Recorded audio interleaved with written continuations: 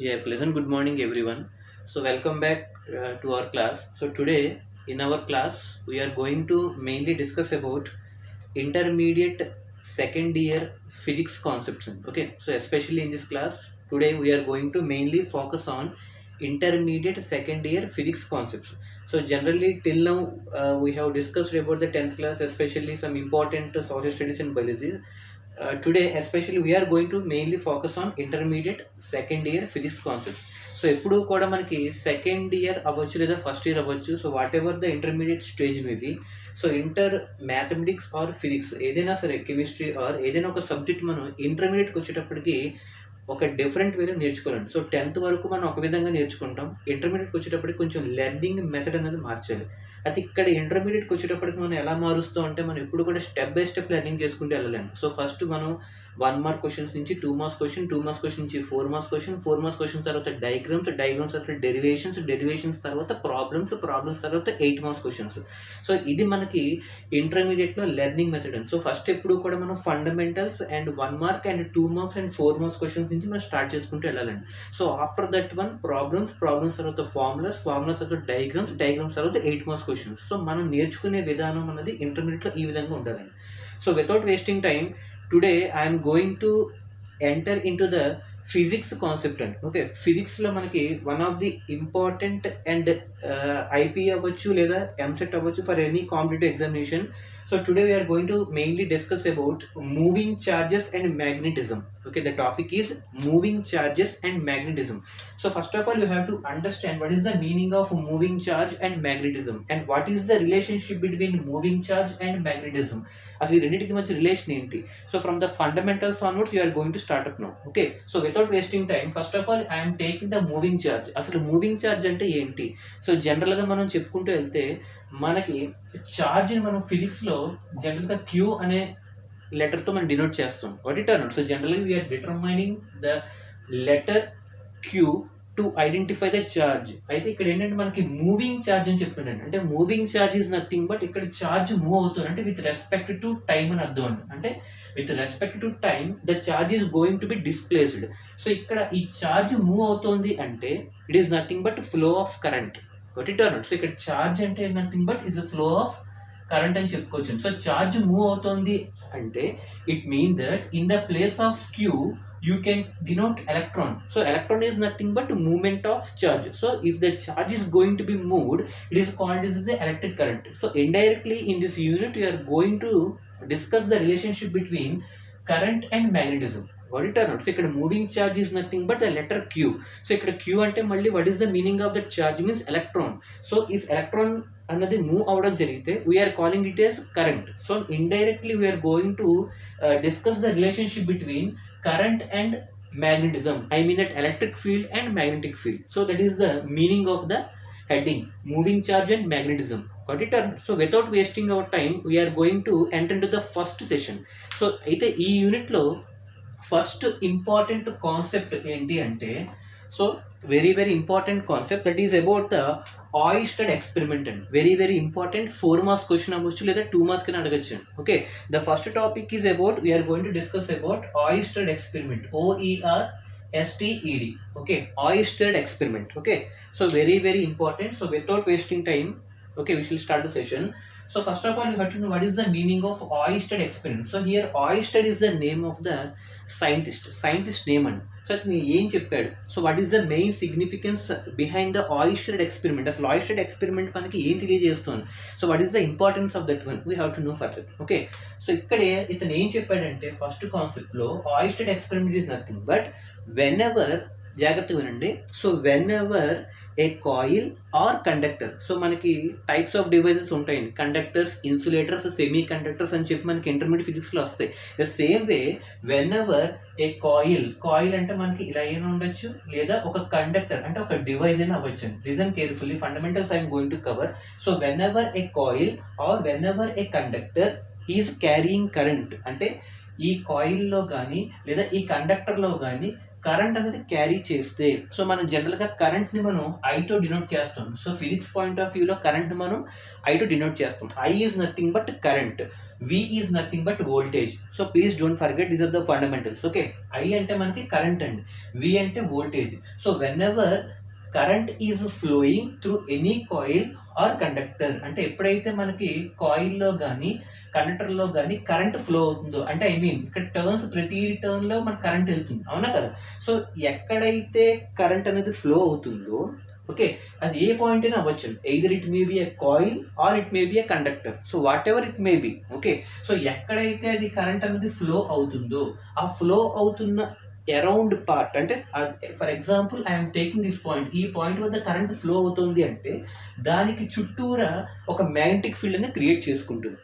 Okay, got it or not? So what is the main significance is here is nothing but whenever a current is flowing through a coil or conductor, it develops a magnetic field around that point. For example, ఒక conductor device ఇలా ఉంది, so అందులో పలానా point వద్ద conductor వెళ్తుంది అంటే ఆ పాయింట్కి అరౌండ్ రీజియన్, ఫర్ ఎగ్జాంపుల్ ఇది తీసుకున్నాం, ఇక్కడ మన కరెంట్ వెళ్తుంది అంటే కరెంట్ అన్ని చోట్ల వెళ్తున్న ప్రతి పాయింట్కి కూడా, సో అరౌండ్ దట్ పాయింట్ అంటే ప్రతి పాయింట్లో కూడా దానికి మ్యాగ్నెటిక్ ఫీల్డ్ అనేది క్రియేట్ చేసుకుంటుంది. What it are. So this is the main definition of the Oersted experiment. What it are not. So దీన్ని మనం స్టేట్మెంట్ పాయింట్ ఆఫ్ వ్యూ ఎలా చెప్తూ ఉంటే, whenever a coil or conductor is carrying current, it develops magnetic field around that point.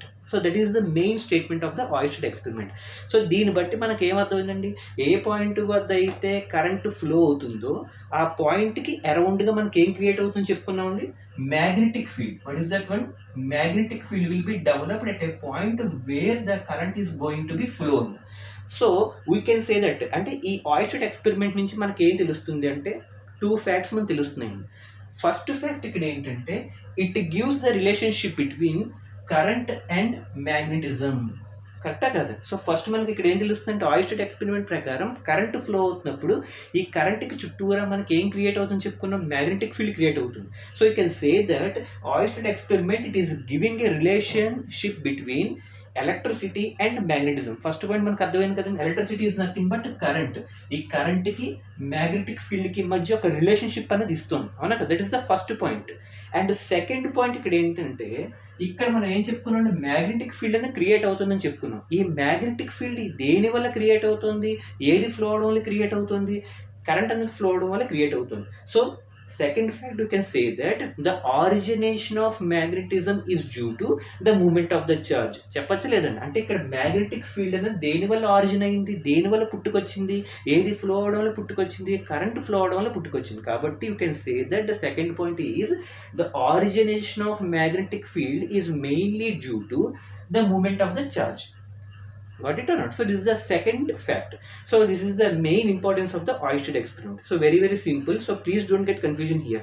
So దీన్ని మనం సింపుల్గా ఒక outline చెప్పాలంటే, Oersted experiment is nothing but whenever a coil or conductor is carrying current, it will develop a magnetic field around that point. So this is the statement of the Oersted experiment. And from this Oersted experiment, we can be able to know 2 important facts. The first one is about it gives the relationship between electricity and magnetism.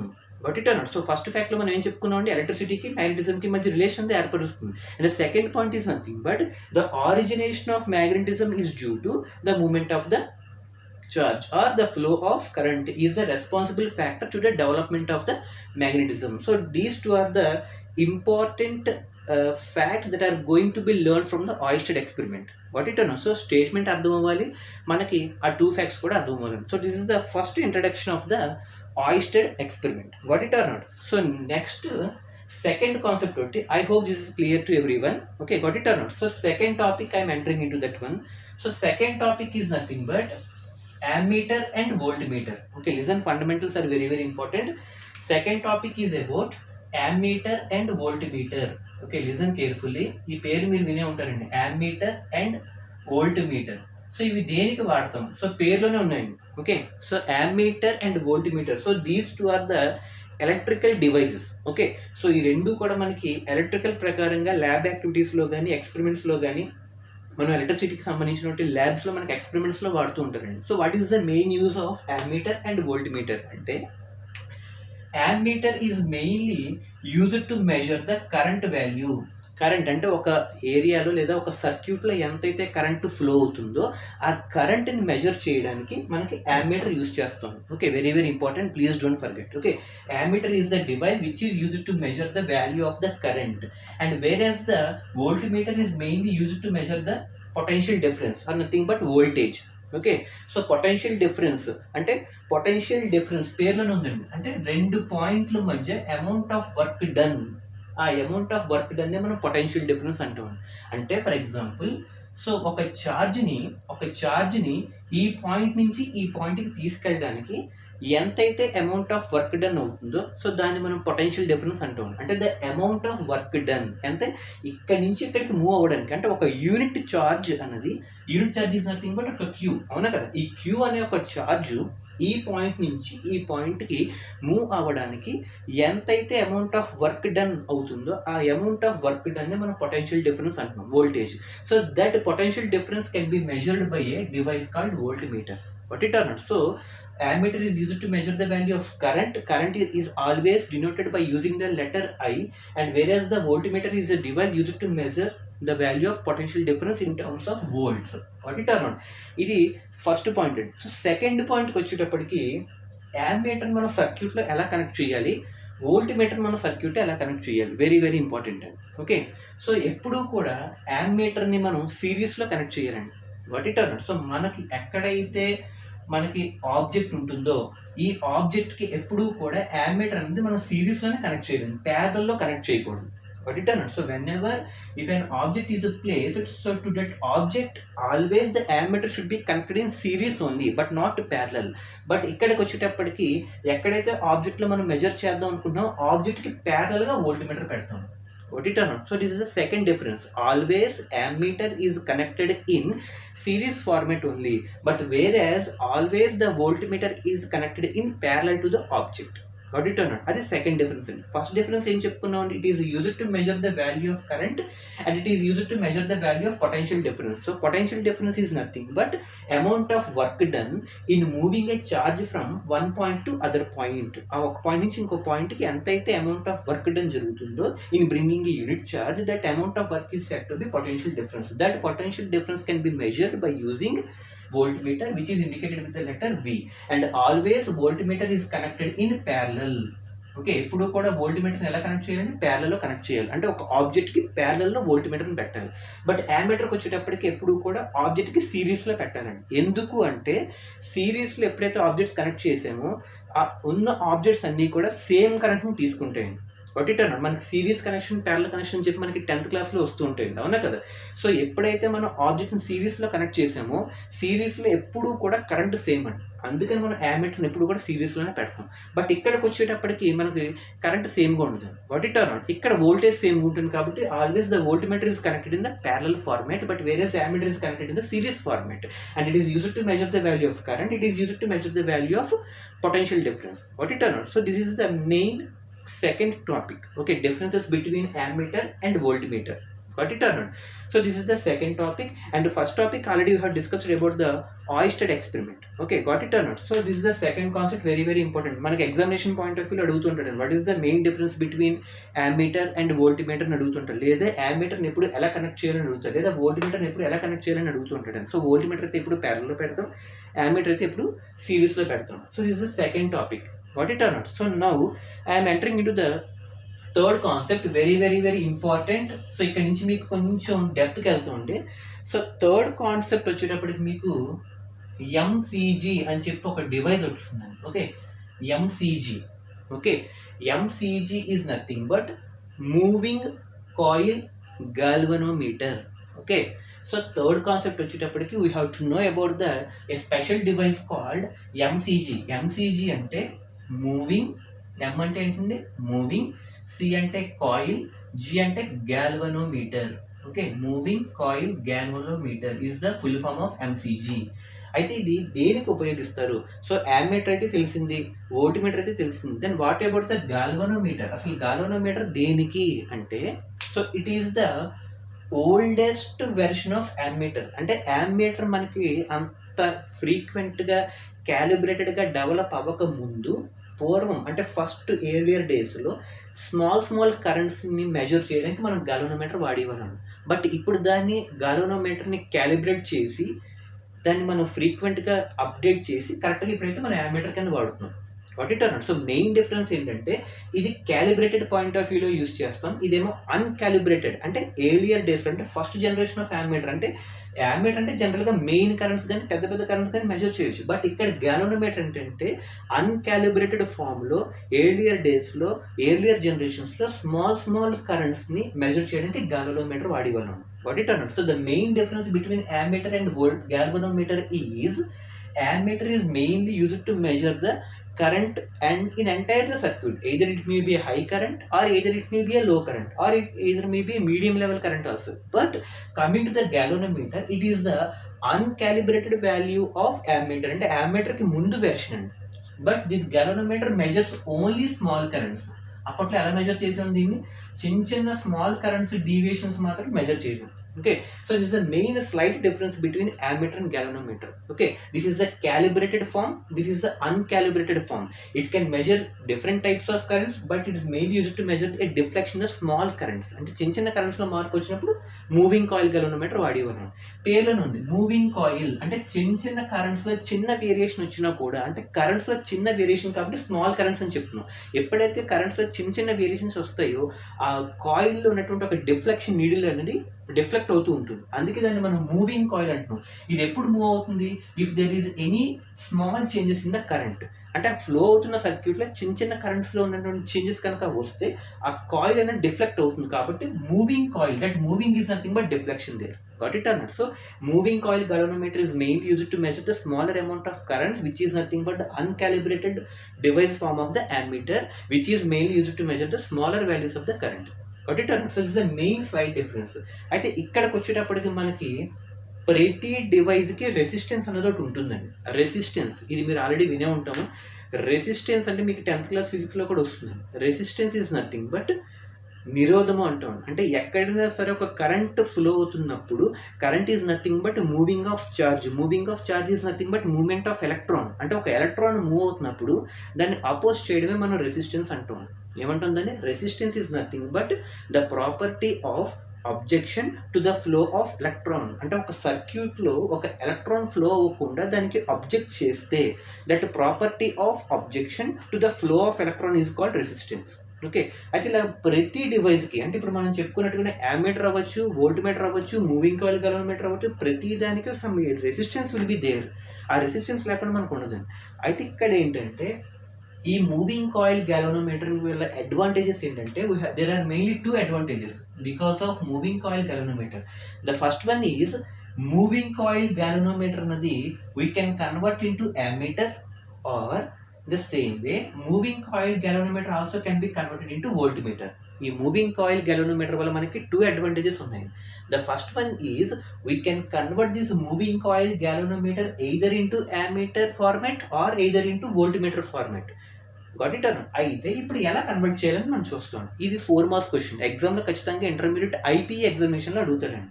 How can a moving coil galvanometer be converted into an ammeter or how can a moving coil galvanometer can be converted into a voltmeter? ఏది ఎలా convert చేయాలి, ఏది add చేస్తే ఇది ఎలా మారుతుంది అన్నది ఇప్పుడు చూద్దాం. So the next topic is about conversion of moving coil galvanometer into ammeter and conversion of moving coil galvanometer into voltmeter. అందుకని మీకు ఫస్ట్ ఇంట్రడక్షన్లో మూవింగ్ కాయిల్ galvanometer అంటే చెప్పానండి. So moving coil galvanometer is nothing but uncalibrated device format of ammeter which is mainly used to measure the smaller currents. So now the next topic is about conversion. Okay, the next topic is about conversion of MCG into ammeter and conversion of MCG into voltmeter. Okay, so please don't waste the time. Okay, now I am converting. అంటే ఒక moving coil galvanometer ని first ఎలా convert చేసినట్టు ammeter కింద ఎలా connect చేయాలి, the same topic moving coil galvanometer ని voltmeter కింద ఎలా మెజర్ చేయాలి, ఎలా కన్వర్ట్ చేయాలి.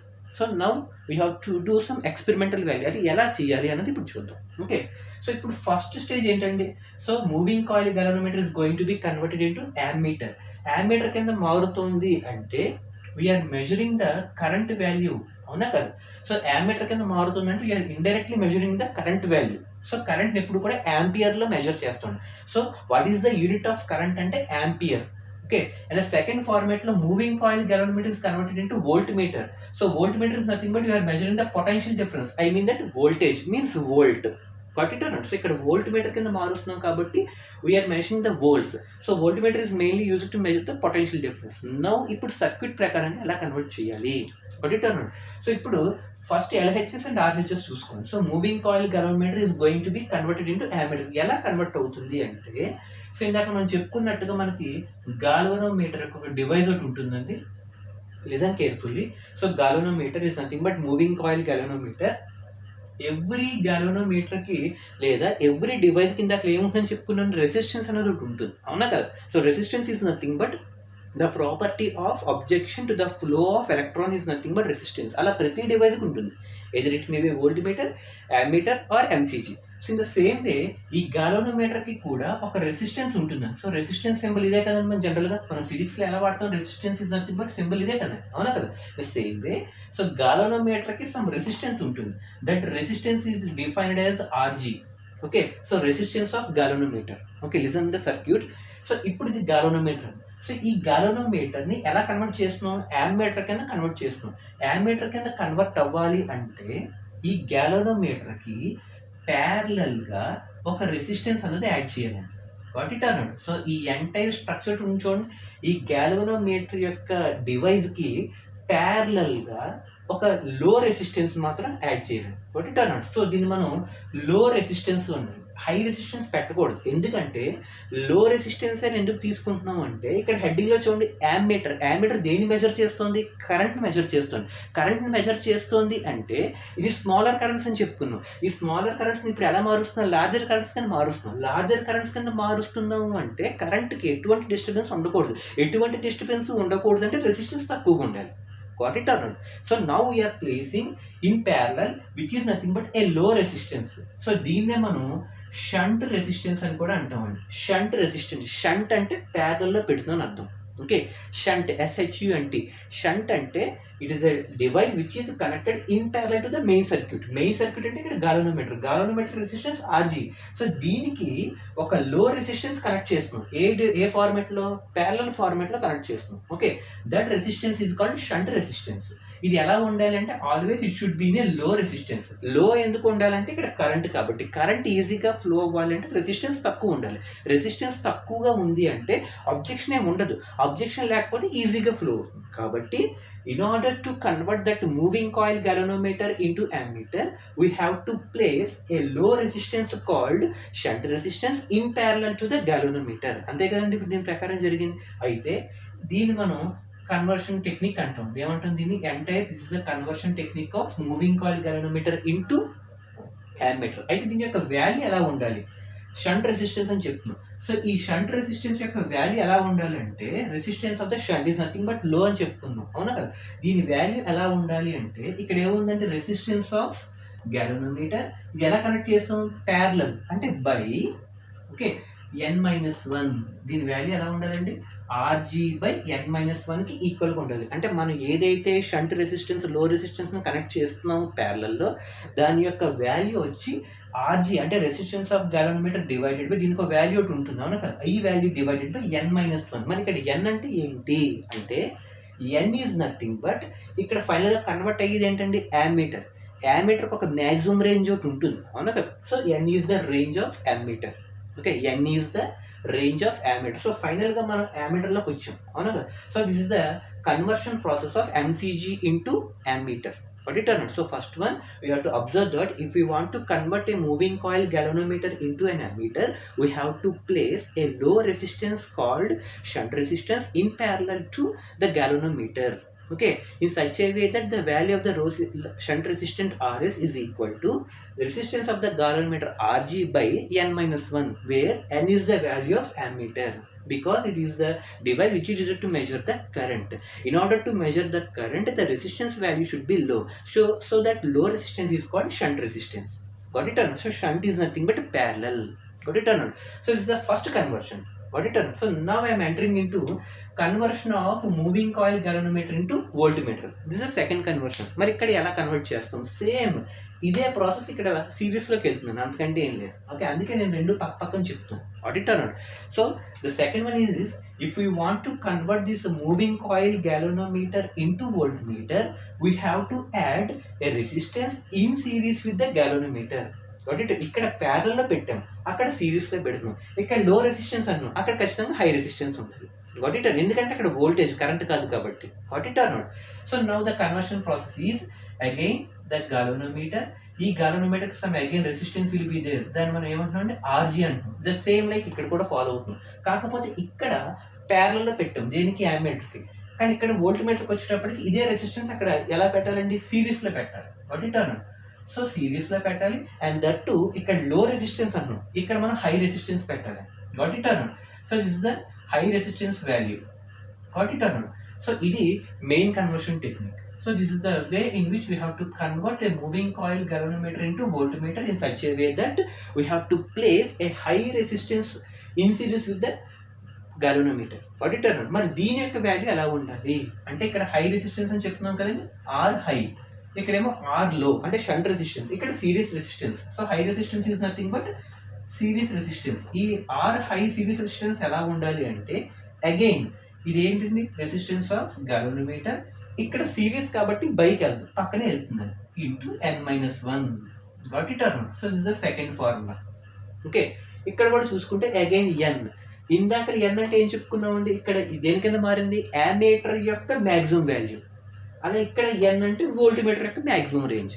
Got it or not? So difference అర్థమైందా లేదండి? So how can a moving coil galvanometer is converted into ammeter and how can a moving coil galvanometer is converted into a voltmeter? So voltmeter కి ఎప్పుడు కూడా ఒక high resistance అన్నది series లో add చేయాలి. దేనికి, galvanometer కి. అది వాల్యూ, రెసిస్టెన్స్ వాల్యూ ఎలా ఉండాలంటే Rg into n-1. So where n is the maximum range of the voltmeter. Got it or not? So these are the two different conversion techniques, very very important. అందుకే మనం చెప్పుకున్నప్పుడు first లో మీకు moving coil గాలోనోమీటర్ చెప్పాను. Moving coil galvanometer అయిన తర్వాత moving coil galvanometer converted into ammeter and అదే moving coil galvanometer converted into voltmeter. అది కూడా మనం కవర్ చేసుకున్నాం. So at a time we have covered the 3 topics and the first one we have discussed about the Oersted experiment and the second one we have discussed about the ammeter and voltmeter. So till now is it clear to everyone? So this is the conversion process. So ఇక్కడ మనం గుర్తుపెట్టుకోవాల్సిన n values అండి. So n is nothing but maximum range of ammeter and range of the voltmeter. Got it are not? So the next one is about the moving coil galvanometer అని చెప్పుకున్నాం కదా. ఈ moving coil galvanometer మనం ఏమని చెప్పుకున్నామండి, uncalibrated format device of ammeter అని చెప్పుకున్నాం. It is nothing but which is used to measure the small currents. అంటే ఒక లీస్ట్ కరెంట్ను కూడా మెజర్ చేసి మనకి మూవింగ్ కాయిల్ గ్యాలోనోమీటర్. అయితే అలాగా ఎంతవరకు అది మెజర్ చేయగలడు? So what is the least value that can be measured by a moving coil galvanometer అని చెప్పి అడుగుతుంటాడు. Very very short answer question. So the least value or the minimum value that can be measured by moving coil galvanometer is up to 10⁻⁹ amperes వరకు measure చేయగలదండి. So what is the minimum least value అంటే what is the meaning, what is the smallest value అంటే 10⁻⁹ ampere. Ampere అని ఎందుకు చెప్పామంటే small current అన్నాం కాబట్టి, small voltage అన్నా, small current అన్నాం, కరెంట్ కాబట్టి ఆంపియర్. అది కూడా స్మాల్ కరెంట్స్ కాబట్టి 10⁻⁹ is the smallest range of the current that can be measured by a moving coil galvanometer. Got it are not? So the next topic is about the magnetic momentum. Very very very important. So please follow this one. Magnetic moment. Okay. So magnetic moment ante enti? Listen carefully. So magnetic moment. The next topic is magnetic moment.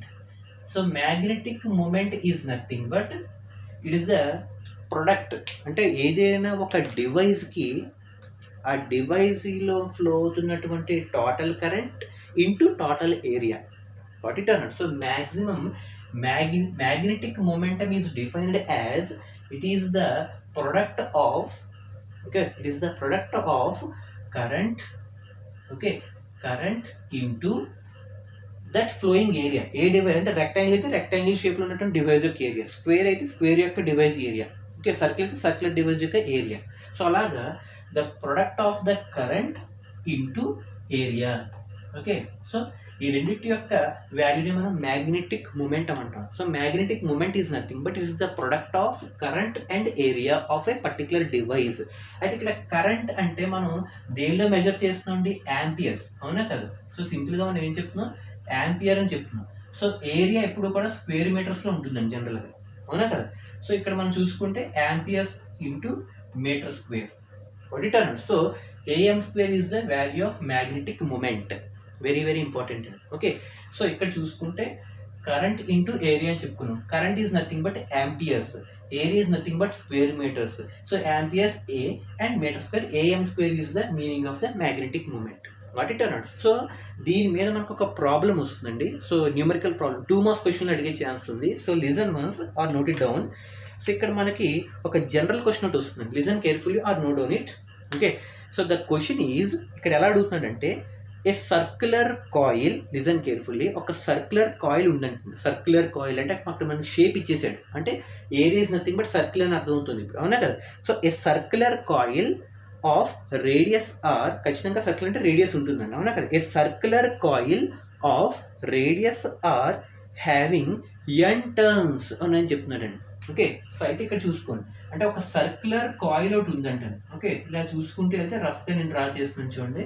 ఒక circular coil అనేది ఒకటి ఉంటుంది. Okay, so దీని యొక్క radius అంటే circle అన్న ప్రతి దానికి రేడియస్ ఒకటి ఉంటుంది కదండి, అవునా కదా. ఈ circular coil of radius are having n turns. So turns ఇక్కడ ఉన్నాయి మనకి. ఎన్ని టర్న్స్ ఉన్నాయి? టర్న్ 1, టర్న్ 2, అలా మనకి n టర్న్స్ అంటే ఇన్ని ఉన్నాయని చెప్పట్లే వాడు. ఎన్ని టర్న్స్ ఉన్నాయని చెప్తున్నాడు? n టర్న్స్ ఉన్నాయి అంటున్నాడు. Listen careful. రేడియస్ ఇచ్చాడు, నెంబర్ ఆఫ్ టర్న్స్ n ఇచ్చాడు, having n turns carries A current of I అని చెప్తున్నాడు. అంటే ప్రతి టర్న్లో కూడా కరెంట్ ఎంత క్యారీ చేస్తుంది? I అంటే ఇక్కడ యాంపియర్సే కదండి, అవునా కదా. అంటే మనకి ఇక్కడ 3 ఫ్యాక్టర్స్ ఇచ్చాడు. ఒకటి కరెంట్ ఫ్లో అవుతుందని చెప్తున్నాడు, ఎన్ని టర్న్స్లో వెళ్తుంది? n టర్న్స్లో అంటున్నాడు. అదే దాని యొక్క రేడియస్ ఎంత సర్క్యులర్ కాయిల్ది? R అంటున్నాడు. అయితే ఇప్పుడు ఒక క్వశ్చన్ ఏం అడుగుతున్నాడంటే what is its magnetic moment అని అడుగుతున్నాడండి. What is its magnetic moment. So ఇది అర్థమైతే ఇక్కడ అప్లై చేయొచ్చు. So what is the magnetic moment. So question అయితే circular coil of radius are having n turns carrying a current I, then what would be the value of the magnetic moment అని అడుగుతున్నాను. So దీన్ని మనం ఎలా calculate చేస్తాం? So magnetic moment is nothing but same formula apply చేయండి. So current into area అని చెప్పుకున్నాం. So current is nothing but ampere into area అంటే మీటర్ స్క్వేర్, అవునా కదా. సో ఇక్కడ యాంపియర్స్ అంటే కరెంట్ వాల్యూ అయ్యే కదండి ఈ క్వశ్చన్ ప్రకారం. అలాగా ఎన్ని టర్న్స్కి వెళ్తుంది? n టర్న్స్ ఉన్నాయి, అంటే total current in n turns will be n అయ్యే కదండి, అవునా కదా. ఒక్కొక్క టర్న్లో I ఉంది, అలాగే n టర్న్స్ ఉన్నాయి, టోటల్ కరెంట్ n అయ్యి అవుతుంది, అవునా కదా. ఇంటూ మీటర్ స్క్వేర్ అంటే ఇది ఏ షేప్లో ఉంది? సర్కిల్. సర్కిల్కి area of the circle formula ఏంటంటే మనకి మ్యాథమెటిక్స్లో πr², అవునా కదా. So πr² is the formula of the area of the circle. So you have to substitute in the place of m² లో πr² పెడతాం. So finally πr² area into total current for n turns అంటే IN, అంతే కదండి. ఒక్కొక్క turn లో I ఉంటే n turns కి n అయ్యే. So the finally the magnetic momentum will be πr² into NI is the value of magnetic moment. What it are not. So this is the magnetic moment and the question related to the magnetic moment. What it or not. So ఇది మనకి magnetic moment and question related to the magnetic moment. So is it clear to everyone? Okay, so the next one is about the magnetic inclination and magnetic declination. Okay, so this is about the magnetic moment and I hope it is clear to everyone. So till now we have discussed some of the important concepts like Oersted experiment అంటే ఏంటో చూసుకున్నాం. Oersted experiments యొక్క 2 facts ఏమేమి తెలియజేస్తుందో అది కూడా చూసుకున్నాం. ఆ తర్వాత వోల్ట్మీటర్ అంటే ఏంటి, యామీటర్ అంటే ఏంటి, మూవింగ్ కాయిల్ గెలవనోమీటర్ అంటే ఏంటి, అదే మూవింగ్ కాయిల్ గెలవనోమీటర్ని వోల్ట్మీటర్ కింద ఎలా కన్వర్ట్ చేస్తాము, అదే మూవింగ్ కాయిల్ గెలవనోమీటర్ని యామీటర్ కింద ఎలా కనెక్ట్ చేస్తాము. So what is the basic difference in that one. అలాగే షంట్ రెసిస్టెన్స్ అంటే ఏంటి, సిరీస్ రెసిస్టెన్స్ అంటే ఏంటి, అలాగే మనకి మ్యాగ్నెటిక్ మూమెంట్ అంటే ఏంటి. సో దానికి సంబంధించిన question. So these are the topics till now we have covered. Okay, so I hope till now it is clear to everyone. So the next topic I am entering about, that one is about the define magnetic declination. Okay, the next topic is about magnetic declination. Very very important. Short answer question lo adige chance undandi. So the what is the meaning of magnetic declination? Simple and so meer ibbandi padalsina pani aithe ledu. So magnetic declination అంటే మనకి magnetic compass ఒకటి ఉంటుందండి, magnetic meridian అని చెప్తూ ఉంటాం, అవునా కదా. అయితే ఇక్కడ మనకి జియోగ్రఫికల్ మెరిడియన్ అంటే ఎర్త్ యొక్క మెరిడియన్, జియోగ్రఫీ అంటే ఎర్త్కి సంబంధించిన వర్డ్, మ్యాగ్నెటిక్ అంటే కంపాస్కి సంబంధించిన వర్డ్. అయితే ఇక్కడ మనకి జనరల్గా చూసుకుంటే ఓకే, సో మనకి సోషల్లో చెప్పుకుంటూ ఉండండి east west north and south అని చెప్తూ ఉంటాం, అవునా కదా. So this is the geographical meridian because is the fact it is related to the earth, అవునా కదా, ఎర్త్కి సంబంధించిందండి. అయితే ఎర్త్కి geographical north and geographical south అని చెప్తూ ఉంటాం. ఓకే, ద సేమ్ వే ఇప్పుడు మ్యాగ్నెటిక్ కంపాస్ కనుక మనం ప్లేస్ చేస్తే ఎంతో కొన్ని డిఫ్లెక్షన్ చూపిస్తుంది, యాజ్ ఇట్ ఈస్గా సింక్ అవ్వదు. ఒకటిటర్ యాజ్ ఇట్ ఈస్గా 100% సింక్ అవ్వదు, అయితే ఇక్కడ కొంచెం డిఫరెన్స్ చూపిస్తుంది. అయితే ఇది ఎలా చూపిస్తుంది అంటే ఇది జియోగ్రాఫికల్ నార్త్, ఏ నార్త్ అండి, ఇది జియోగ్రాఫికల్ నార్త్, ఇది జియోగ్రాఫికల్ సౌత్, ఇది ఎర్త్ వే. అయితే ఇప్పుడు నా I'm taking the magnetic compass, అయితే ఇప్పుడు దాని ప్రకారంగా చూసుకుంటే నాకు ఎంతో కొంత డిఫ్లెక్షన్ చూపిస్తుంది. Okay, listen carefully. సో మనకి ఎంతో కొంత ఖచ్చితంగా డిఫ్లెక్షన్ చూపిస్తుంది. So is the main centre point. Okay, so ఇప్పుడు మనం చూసుకుంటే ఇది magnetic then. So this is the magnetic meridian, ఇది జియోగ్రాఫికల్ మెరిడియన్. ఇప్పుడు మనం జాగ్రత్తగా అబ్జర్వ్ చేస్తే దీని యొక్క యాక్సిస్ ఇది అవుతుంది. ఇప్పుడు దీనికి మధ్య ఉన్నటువంటి యాంగిల్ డిటర్మినెంట్. సో దీన్ని బట్టి మనం ఏం చెప్పొచ్చు అండి, the magnetic declination is nothing but ఆ declination is nothing but deviation. అంటే దేనికి మధ్య డీవియేషన్, జియోగ్రాఫికల్ మెరిడియన్కి మ్యాగ్నెటిక్ మెరిడియన్కి మధ్య ఉన్నటువంటి ఆ డిక్లైనేషన్ అంటే డీవియేషన్ ఆఫ్ యాంగిల్ మనం డిక్లైనేషన్ యాంగిల్ అంటున్నాం. Got it or not? So magnetic declination is defined as it is the angle that is measured or it is the angle that has been formed between దేనికి form అయిందంటే geographical meridian, ఇది geographical meridian కి ఇంకొకటి magnetic meridian కి. అంటే ఇక్కడ మనం గుర్తుంచుకోవాల్సింది 2 words అండి. సో జియోగ్రాఫికల్ మెరిడియన్ అంటే ఎర్త్ కి సంబంధించింది, మ్యాగ్నెటిక్ మెరిడియన్ అంటే మ్యాగ్నెటిక్ సంబంధించింది. బట్ ఇట్ అన్నాడు. సో ఇప్పుడు ఈ రెండింటికి మధ్య ఉన్నటువంటి ఆ డిఫ్లెక్షన్ యాంగిల్ మనం డిక్లైనేషన్ అంటున్నాం, మ్యాగ్నెటిక్ డిక్లైనేషన్. బట్ ఇట్ అన్నాడు. సో యాజ్ ఇట్ ఈస్గా మనకి సింక్ అవ్వదు. So there must be slight deviation, that slight deviation can be defined as declination angle. But it అన్నాడు. The same way magnetic declination అయింది. ఇప్పుడు magnetic inclination అంటే ఏంటో కూడా అడుగుతుంటాడు. బట్ ఇట్ అన్నాడు. సో ఇక్కడ మనకి డిక్లైనేషన్ వరకు చూసాం. So the next topic is about inclination. Inclination అంటే హారిజాంటల్తో జనరల్గా చూద్దాం. ఓకే, ఫర్ ఎగ్జాంపుల్ ఇది ఒక హారిజాంటల్ అంటే నార్మల్. ఓకే, ఒక హారిజాంటల్ ప్లేన్లో ఫర్ ఎగ్జాంపుల్ ఒక ఎర్త్ మనల్ని తీసుకున్నాం. ఓకే, ఎర్త్ తీసుకుంటే ఎర్త్ కూడా కొన్ని మ్యాగ్నెటిక్ లైన్స్ పాస్ అవుతూ ఉంటాయి. Okay, listen carefully. సో మనకు ఒక హారిజాంటల్ పాయింట్ ఒకటి ఉంటుంది, అవునా కదా. ఈ హారిజాంటల్ పాయింట్ మనం తీసుకుంటే సో మనకి ఎర్త్కి అంటే ఎర్త్కి మ్యాగ్నెటిక్ ఫీల్డ్ లైన్స్ అన్న పాస్ అవుతూ ఉంటాయి. Okay, listen carefully. So magnetic field lines అన్న ఖచ్చితంగా ఎర్త్ నుంచి పాస్ అవుతూ ఉంటాయి, సెంటర్ నుంచి. ఓకే, ఇలా పాస్ అవుతున్నప్పుడు విత్ రెస్పెక్ట్ టు హారిజాంటల్తో ఎర్త్ యొక్క మ్యాగ్నెటిక్ లైన్స్ ఎంతైతే యాంగిల్ చేస్తాయో దాన్ని మనం మ్యాగ్నెటిక్ ఇన్క్లైనేషన్ అంటాం. ఓకే, డిక్లైనేషన్కి ఇంక్లైనేషన్కి డిఫరెన్స్ అర్థమైంది అండి. సో డిక్లైనేషన్ అంటే జియోగ్రాఫికల్ మెరిడియన్కి మ్యాగ్నెటిక్ మెరిడియన్కి మధ్య ఉన్నటువంటి యాంగిల్, అది డిక్లైనేషన్. మరి ఇన్క్లైనేషన్ అంటే విత్ రెస్పెక్ట్ టు హారిజాంటల్తో ఎర్త్ యొక్క మ్యాగ్నెటిక్ లైన్స్ ఎంత యాంగిల్ చేస్తాయి with respect to horizontal. So the angle that was formed in between earth's magnetic lines with respect to హారిజాంటల్తో ఎర్త్ యొక్క మ్యాగ్నెటిక్ ఫీల్డ్ లైన్స్ ఎంత యాంగిల్ మెజర్ చేస్తాయి. That is the meaning of the inclination. What it అన్నాడు. So inclination ఎప్పుడు కూడా with respect to హారిజాంటల్లో చూసుకుంటాడు. What it అన్నాడు. So inclination and declination. So magnetic ఇన్క్లినేషన్కి ఇంకో పేరు డిప్ యాంగిల్ అని కూడా చెప్తూ ఉంటాడు. ఏమంటాం, dip angle. Okay, dip angle లేదా యాంగిల్ ఆఫ్ డిప్ అని కూడా అంటూ ఉంటాడు. సో మ్యాగ్నెటిక్ ఇన్క్లినేషన్కి డిక్లినేషన్కి ఒకటే డిఫరెన్స్ అండి. డిక్లినేషన్ అంటే geographical north with respect to magnetic meridian, అంటే geographical meridian with respect to magnetic meridian అయితే డిక్లినేషన్. అదే మ్యాగ్నెటిక్ ఇన్క్లినేషన్కి వచ్చేటప్పటికి విత్ రెస్పెక్ట్ టు హారిజాంటల్తో ఎర్త్ యొక్క మ్యాగ్నెటిక్ లైన్స్ ఎంత యాంగిల్ ఫ్రేమ్ చేస్తుంది అనేది inclination. So inclination is also known as dip angle or angle of dip. Got it are not? So this is about the magnetic moment and magnetic declination and magnetic inclination or dip angle. So the next one is about very important topic, types of substances. And okay, so types of substances ante manaki chala important concept. Okay, so manaki ikkada telusukovalsindi ferromagnetic substance, okay, alage paramagnetic substance. Okay, so these are the types of magnetic substance అని. So types of substances అని కూడా చెప్తూ ఉంటాం. Okay, so మనకి జనరల్గా డయామ్యాగ్నెటిక్, paramagnetic and ఫెర్రోమ్యాగ్నెటిక్ అని చెప్పి మనకి 3 టైప్స్ ఆఫ్ మ్యాగ్నెటిక్ సబ్స్టెన్సెస్ ఉంటాయండి. Okay, so diamagnetic, paramagnetic and ferromagnetic. అయితే ఇక్కడ మెయిన్ డిఫరెన్స్ ఏంటి అంటే ఫస్ట్ ఈ డయామ్యాగ్నెటిక్ పక్కన పెట్టండి. ఓకే, ఈ రెండింటిని చూద్దాం. ఓకే, డయామ్యాగ్నెటిక్ మనం నెక్స్ట్ క్లాసెస్లో తెలుసుకుందాం. So first of all you have to concentrate mainly on ferromagnetic and పారామ్యాగ్నెటిక్.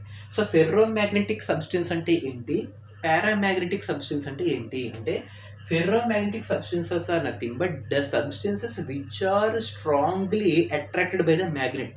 అంటే మ్యాగ్నెట్ ద్వారా చాలా దృఢత్వంగా ఆకర్షణకి గురయ్యేది. అంటే the substance which are strongly attracted by the magnets are nothing but ferromagnetic substance. Okay, what it are. ఎందుకంటే ఇందులో ఉన్నటువంటి పాపులేషన్ ఆఫ్ ఆటమ్స్ అంటే అట్రాక్ట్ అవుతున్నప్పుడు ఆ పాపులేషన్ ఆఫ్ ఆటమ్స్ యొక్క కెపాసిటీ చాలా స్ట్రాంగ్గా ఉంటుంది in ferromagnetic substance. Because of strong population activity, these substances are strongly attracted to the magnet. Are strongly attracted to the magnetic substances ne ferromagnetic and ferro అంటే strong అని అర్థం అన్నమాట. Okay, these substances are strongly attracted towards the magnet. So best example is iron, cobalt, nickel. Okay, example అడుగుతూ ఉంటాడండి, iron, cobalt, nickel belongs to which type of substance అని అడుగుతూ ఉంటాడండి. Ferromagnetic substance, because in these substances the population of atoms will be very very stronger in such a way that they are going to be attracted in a stronger way towards the magnetic. Okay, so that they are known as the ferromagnetic substance.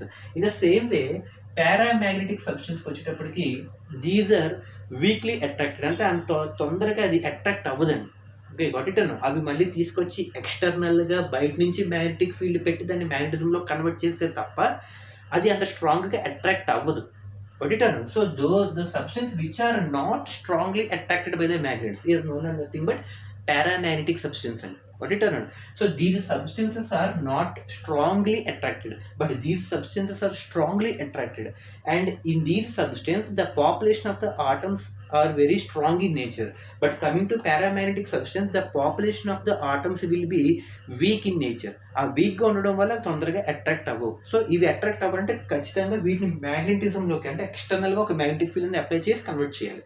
Okay, so వీటికి best example ఏంటంటే aluminium అండి. ఓకే, aluminium, అలాగే magnesium, okay, and అలాగే tin. So these are the best examples for paramagnetic substance. What it are. So these are the main fundamentals. Dia మనం next క్లాస్లో చూద్దాం. Okay, ferromagnetics and paramagnetics. So ferromagnetic substance are strongly attracted towards the magnetics because these are the substance in which the population of atoms are very very strong. And paramagnetic substance are the substances which are not attracted strongly towards the magnet because of arrangement of population in that atoms will be weak compared to the ferromagnetic substance. So the best examples for these iron, cobalt and nickel, and the best example are nothing but aluminium, magnesium and tin. అయితే ఇక్కడ question ఏంటంటే define, ఇక్కడ కొత్త concept వస్తుందండి. అంటే ఒక ferromagnetic సబ్స్టెన్స్ని paramagnetic substance కింద convert చేయాలి అంటే ఒక స్ట్రాంగ్గా అట్రాక్ట్ అయ్యే మ్యాగ్నెటిక్ సబ్స్టెన్స్ని ఒక వీక్గా అట్రాక్ట్ అయ్యే మ్యాగ్నెటిక్ సబ్స్టెన్స్ కింద కన్వర్ట్ చేయాలంటే ఒక టెంపరేచర్ కావాలండి. ఆ టెంపరేచర్ దగ్గర దాన్ని బాయిల్ చేస్తే అందులో ఉన్నటువంటి స్ట్రాంగ్ నేచర్ అంతా పోయి వీక్ నేచర్లోకి వెళ్ళిపోతుంది. గొడిట్ అన్నాడు.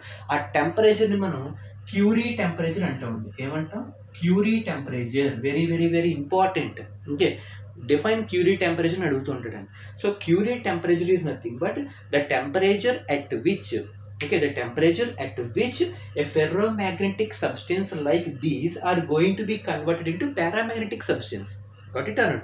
So ఇక్కడ మనం చెప్పాల్సింది ఏంటంటే ఫెర్రోమాగ్నెటిక్ సబ్స్టెన్స్ని పారామాగ్నెటిక్ సబ్స్టెన్స్ కింద మార్చాలి అంటే ఒక ఎక్స్టర్నల్గా టెంపరేచర్ కావాలి. ఆ టెంపరేచర్ దగ్గర ఈ సబ్స్టెన్స్ని కనుక సబ్జెక్ట్ చేస్తే upon applying external temperature those ferromagnetic substance are going to be converted into paramagnetic substance.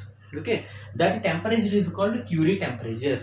Okay, so క్యూరీలో ఎక్కడి నుంచి అరేంజ్ జరుగుతుందంటే ferromagnetic substance are going to be converted into paramagnetic substance. So ఆ టెంపరేచర్ని క్యూరీ టెంపరేచర్ అంటున్నాం. So Curie temperature కాబట్టి TC అంటున్నాం. So దీని value is equal to 1043 kelvin. So ఈ టెంపరేచర్ వద్ద ఒక ఫెర్రోమాగ్నెటిక్ అనేది పారామాగ్నెటిక్ కింద కన్వర్ట్ అవుతుంది. So this is standard value of Curie temperature which is measured in terms of kelvin in such a way that the ferromagnetic substance are losing their strong position of atoms in order to get converted into paramagnetic substance in attaining the behavior like loose weak atoms.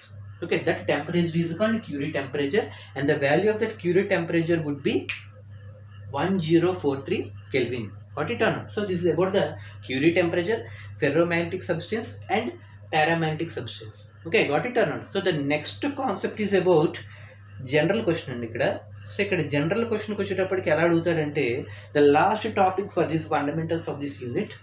Okay, so ఇక్కడ general question ఎలా అడుగుతాడంటే magnetic lines form continuous closed loops why అని అడుగుతున్నాడండి. Okay, అయితే ఇక్కడ question ఎలా అడుగుతున్నాడంటే magnetic lines అంటే ఒక మ్యాగ్నెట్ కనుక మనం తీసుకుంటే magnetic lines form continuous closed loops why అని అడుగుతున్నాను. ఫర్ ఎగ్జాంపుల్ ఒక మ్యాగ్నెట్ తీసుకున్నాను. ఒక మ్యాగ్నెట్ నేను తీసుకుంటున్నాను. So here I'm taking one magnet. So ఇక్కడ ఒక మ్యాగ్నెట్ మనం తీసుకున్నప్పుడు సో ఖచ్చితంగా మనకి నార్త్ టు సౌత్ ఇలా వెళ్తూ ఉంటాయి, లోపల నుంచి వెళ్తున్నాయి. Okay, and again they are emerging out. అలాగే మనకి ఇక్కడి నుంచి ఇలా వస్తున్నాయి. ఇది మనకి డయాగ్నమ్స్ ఇవి ఉంటాయి మ్యాగ్నెటిజంలో, అవునా కదా. ఇక్కడ వాడు ఏమడుగుతాడంటే magnetic lines form continuous closed loop అంటే ఇలా తిరిగి మళ్ళీ ఇలా తిరిగి వస్తుంది, ఇది మళ్ళీ తిరిగి ఇలా వస్తుంది. అంటే ఇక్కడ ఇలా కంటిన్యూగా ఎందుకు ఫామ్ అవుతున్నాయి? Magnetic lines always forms closed continuous loops why అని అడుగుతున్నాను. Simple 1 mark question. Because north pole and south pole ఈ రెండింటిని మనం మ్యాగ్నెటిక్ పోల్స్ అంటున్నాం కదండి, అవునా కదా. The poles of the magnet అన్నవి ఎప్పుడూ కూడా సెపరేట్గా ఉండవండి. Always the poles of the magnets exist always together in పెయిర్స్లోనే ఉంటాయండి. ఈ సౌత్ వచ్చి ఎప్పుడు నార్త్తో కనెక్ట్ అవుతుందండి. అంటే ఈ సౌత్ వచ్చి నార్త్తో కనెక్ట్ అవుతుంది అంటే వీ కెన్ సే దట్ మన closed circle loop is formed. ఈ సౌత్ వచ్చి నార్త్తో, మరి నార్త్ వచ్చి సౌత్తో, సౌత్ వచ్చి నార్త్తో. అంటే ఇక్కడ మనం చూసుకుంటే ఆ పెయిర్ అన్నది ఇండివిజువల్గా ఎగ్జిస్ట్ అవ్వట్లే, అది మనకి తెలియకుండా కంటికి కనబడకుండా పేర్లో ఎగ్జిస్ట్ అవుతుంది. So that is the main reason. ఇక్కడ ఆన్సర్ రాయాలంటే as the given statement is correct that always the magnetic lines forms closed loop because the poles of the magnet always exist in pair only but not individual. North pole south pole విడిగా ఉండదండి. విడిగా ఉంటే మనకి field lines flux lines form అవ్వవు. ఇలా form అవుతుందంటే because of continuous closed loop వాళ్ళు. ఈ కంటిన్యూస్ క్లోజ్డ్ లూప్ ఎందుకంటే always they are existing together in pair. Okay, that is the main reason. The poles of the magnet always exist in the pair. So because of that reason always the closed circular loops are formed in the magnetic lines. Okay, so these are the fundamentals of moving charges and magnetism. Okay, so I hope you have reached at least minimum 50% of the topic. So you just please go through this one, and if you have any doubts you can message me through the mail or mobile number. Okay, thank you, have a nice day and stay home, stay safe everyone. Thank you.